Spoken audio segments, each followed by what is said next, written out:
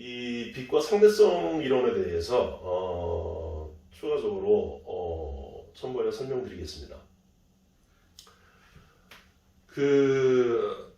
빛과 상대성 이론을 설명드리는 이유는 앞에서도 말씀드렸습니다만 빛의 성질을 이해해야 되는데 빛의 성질이 절대적이다라는 성질이 있다는 거죠.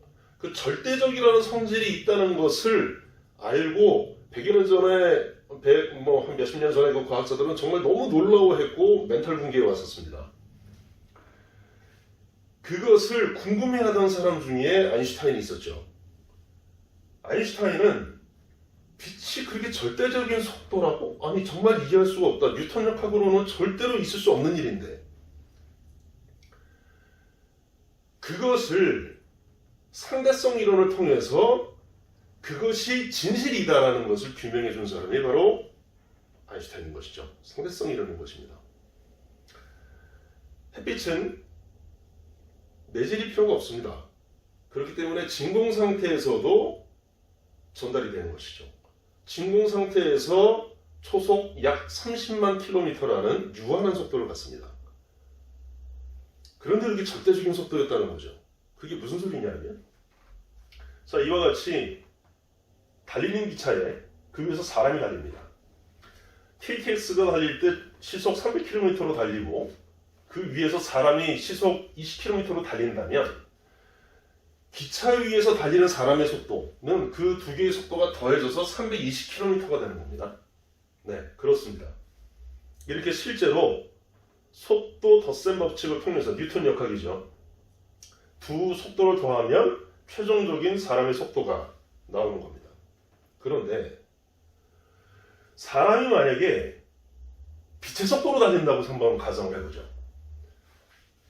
기차는 300km인데 시속 300km인데 그 위에서 사람이 빛의 속도로 뛴다고 하면 그럼 뉴턴 역학에서 보면 빛의 속도가 300km가 돼야 되거든요. 그런데 그렇지 않습니다. 최종적인 사람의 속도는 빛의 속도입니다. 이상하죠? 그렇다면 300km, 시속 300km에 해당하는 KTX의 속도가 0이 된 거냐? 마치 그렇게 돼버린 것처럼 됐거든요. 자, 그것을 설명하는 게 무엇이냐면 바로 상대성 이론에서 나오는 속도 덧셈 법칙입니다. 본래 뉴턴 역학에서는 이게 없었어요. 이게 없었고 1분의 그 위에 두 개의 속도를 더하는 것이기 때문에 앞에서 이와 같이 300과 20을 더해서 320이 나왔던 겁니다. 그런데 사람의 속도가 빛의 속도가 되어버리면 그때는 그 두 개를 단순히 더해서는 안 된다는 것이죠. 상대성 이론을 통해서 정리된 수식이 뭐냐면 이 분모에 C제곱분의 이 두 개의 속도의 곱이라는 항목이 들어가 있다는 겁니다. 그래서 여기서 여기 있는 VBA와 VCB를 여기다 넣어보면 어떻게 되냐 하면 이것의 계산 결과가 그냥 C라는 값으로 나옵니다. 실제로. 즉 뉴턴 역학에서는 아니지만 상대론적 덧셈 법칙에서 보면 이 실제 두 KTX와 사람의 속도가 더해진다는 것은 단순한 더함이 아니라 분모에 이런 항이 있어야 되기 때문에 그것은 결국 C라는 속도, 빛의 속도를 넘을 수가 없다는 겁니다. 네, 이것이 상대론적 속도 덧셈 법칙입니다. 그리고 이러한 것들을 설명하는 것 중에 이런 감마가 있습니다. 이 감마는 로렌츠 인자라고 부르는 것인데 이 감마는 지금 여기서 보시는 것처럼 여기서 베타가 빛의 속도분의 어떤 물체의 속도라고 했을 때 그것이 0.99라 그러면 99%라는 거죠. 빛의 속도의 99%라는 건데 그때 감마가 이렇게 계산이 됩니다. 99%라는 거는 이게 빛의 속도니까 거의 끝에 가 있다는 건데, 이 속도가 빛의 속도에 어지간히 근접해가지고서는 거의 변화가 크지 않다가 빛의 속도에 거의 근접할 때쯤에 급격하게 증가됩니다. 그래서 빛이 어떤 물체의 속도가 빛의 속도에 굉장히 근접해졌을 때 이 감마가 급격하게 변화됨으로 인해서 거기서 엄청난 그 시간과 그 거리의 변화가 발생이 된다는 것이죠. 그래서 이와 같이 시간 팽창과 길이 수축이라는 것이 존재하게 됩니다. 즉 어떤 물체가 빛의 속도에 거의 근접해 가면 그때부터는 시간이 무지하게 천천히 가고 그리고 길이가 엄청나게 줄어든다라는 것입니다. 자, 그것의 예로 이걸 한번 보겠습니다. 어느 별이 있는데 별과의 거리가 4만 광년이라고 합니다. 이게 광년이거든요. 4만 광년이면 빛의 속도로, 이 광년이라는 것은 거리의 단위죠. 그래서 빛이 1년 동안 가는 거리를 광년이라고 하는 거죠. 그러니까 4만 광년이면 빛의 속도로 4만 년을 가야 되는 거리입니다. 그러니까 태양부터 지구까지가 빛의 속도로 8분이면 오는데 어느 별이 지구에서부터 떨어져 있는데 4만 년이나 가야 된다는 거예요, 빛으로. 그러니까 당연히 어떻게 생각할 수 있냐면, 아 그래? 그러면 만약에 우주선이 있는데 우주선의 속력을 로렌츠 인자 감마를 4만으로 일단 놔보자. 그러면 그걸 환산해보면, 이 수식에 의해서 환산해보면 빛의 속도가 아니라, 그러니까 그 우주선의 속도가 0.99999999997C라는 값이 나오는 거거든요. 그러니까 이거는 뭐 99.99999%죠. 그러니까 거의 빛의 속도에 거의 근접해 있는 겁니다. 그런데 이때 거의 빛의 속도인 거죠. 그러다 보니까 4만 광년 떨어진 곳은 4만 년 걸립니다. 실제로. 그러니까 지구상에서 딱 봤을 때 우주선이 딱 출발했어요. 그리고 거의 빛의 속도로 날아갔습니다. 거의 빛의 속도로 쫙 날아갔어요. 그래가지고서 4만 광년 떨어진 데 딱 도착하면 그때는 지구상에서 봤을 때는 4만 년이 지난 겁니다.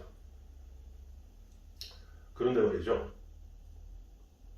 이게 앞에서 보셨던 시간 팽창 길이 수축 때문에 우주선 안에서는요.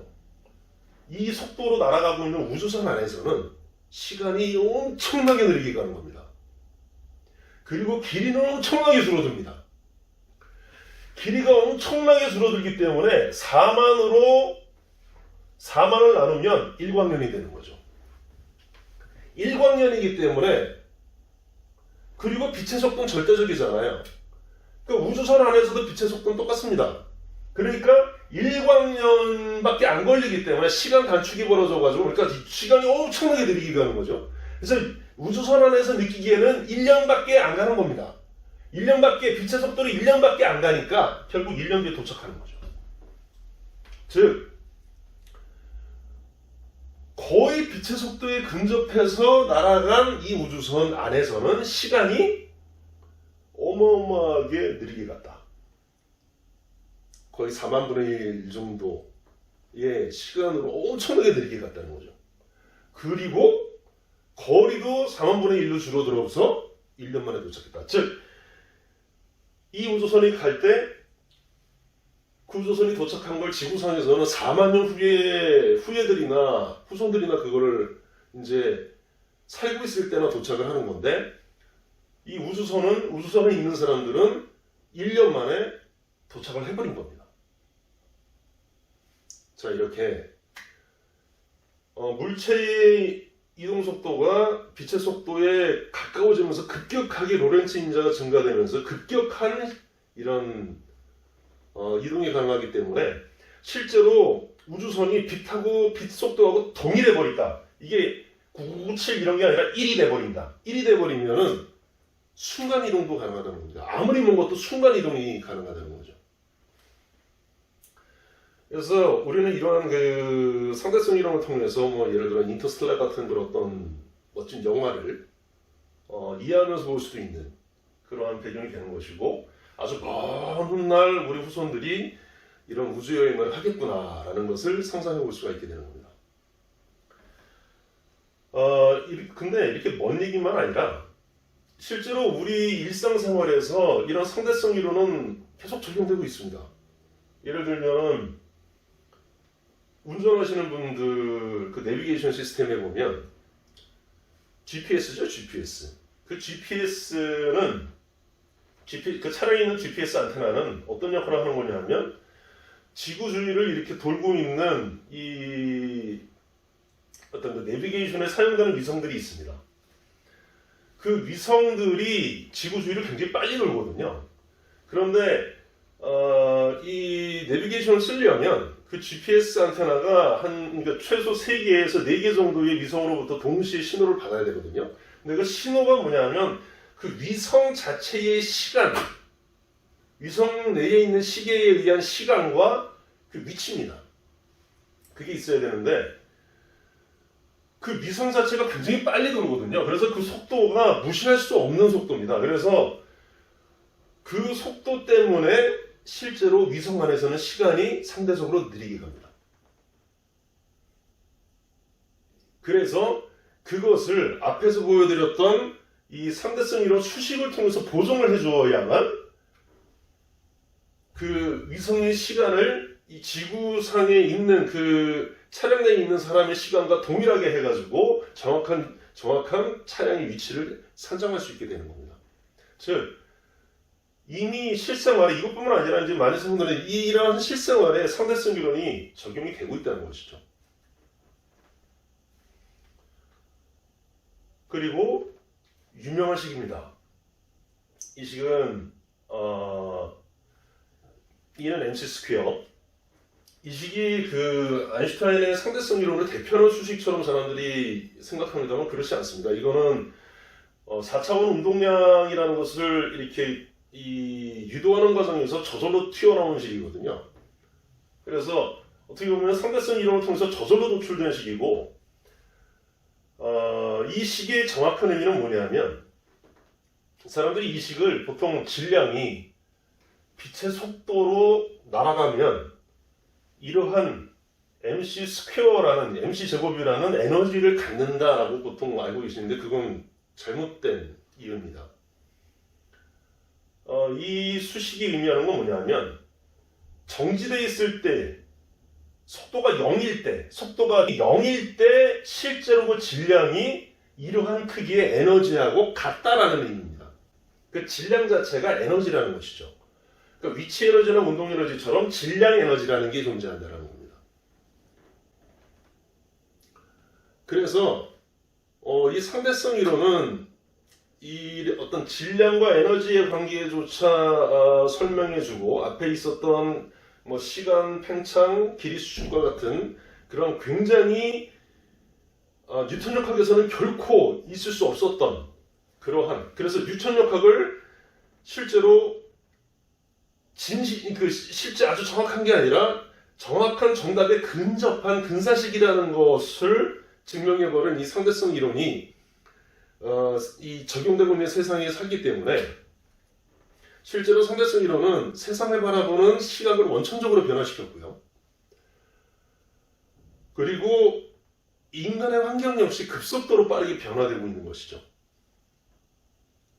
그렇기 때문에 인간이 누려야 하는 환경 그 자체에 대해서도 보다 더 근본적인 이해를 함으로써 그걸 통해 대응할 필요가 있다. 그런 의미로 이 상대성 이론을 설명을 드렸습니다. 물론 상대성 이론을 설명드리는 가장 근본적인 이유는 빛의 절대적인 성질이라는 것을 증명한 이론이기 때문에 설명을 드린 거고요. 본래 이 영상의 본 주제는 그러한 빛의 근본적인 성질을 전반적으로 다룸으로써 빛이 정말 필요한 인간에게 어떠한 시스템이 결론적으로 필요한가라는 결론을 드리기 위한 자료였습니다. 감사합니다.